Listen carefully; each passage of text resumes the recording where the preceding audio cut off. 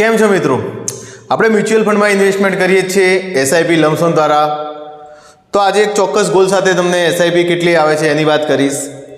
આજે આપણે બાળકના એજ્યુકેશનનો ગોલ નક્કી કરીએ.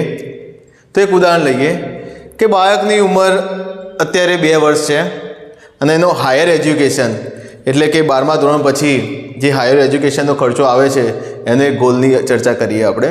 તો 2 વર્ષનું છે એટલે 18 વર્ષમાં એટલે કે 16 વર્ષ પછી આ ખર્ચો આવશે. તો તમે સ્ક્રીન પર જોઈ શકો છો બાળકનું નામ, મેચ્યોરિટી યર એટલે કે 16 વર્ષ.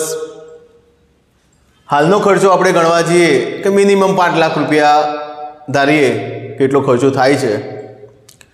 લાંબા ગાળાનું રિટર્ન આપણે 15% ગણીએ અને મોંઘવારી 10% મુજબ ચાલીએ અને એની ગણતરી કરીએ છીએ તો જે હાલ 5 લાખ રૂપિયા ખર્ચો આવે છે તો 16 વર્ષ પછી કેટલો આવશે?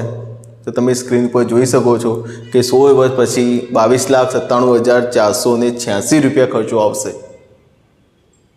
તો એના માટે આપણે શું કરવું જોઈએ?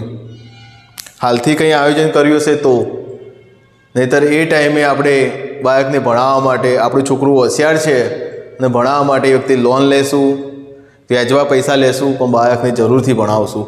તો એવી પરિસ્થિતિ ના આવે, લોન ના લેવી પડે, ઉછીના પૈસા ના લેવા પડે તો હાલથી કંઈ આયોજન કર્યું હશે તો એ કામ લાગશે.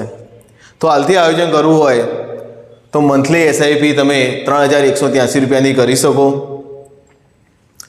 દર વર્ષે રોકવા હોય તો 35,856 રૂપિયા તમે રોકી શકો.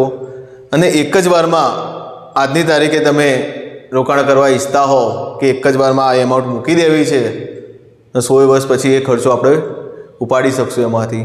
તો એક જ વારમાં એમાઉન્ટ મૂકવી હોય તો 2,45,520 રૂપિયા તમે મૂકી દો છો મ્યુચ્યુઅલ ફંડમાં તો 16 વર્ષ પછી 22,97,486 રૂપિયા તમને મળવાપાત્ર રહે છે.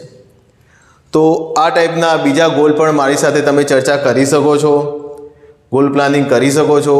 તમે મારો સંપર્ક કરી શકો છો. ધ સ્માર્ટ ઇન્વેસ્ટમેન્ટ, હું પવન વડગામા. મોબાઈલ નંબર છે 97 266 74 580.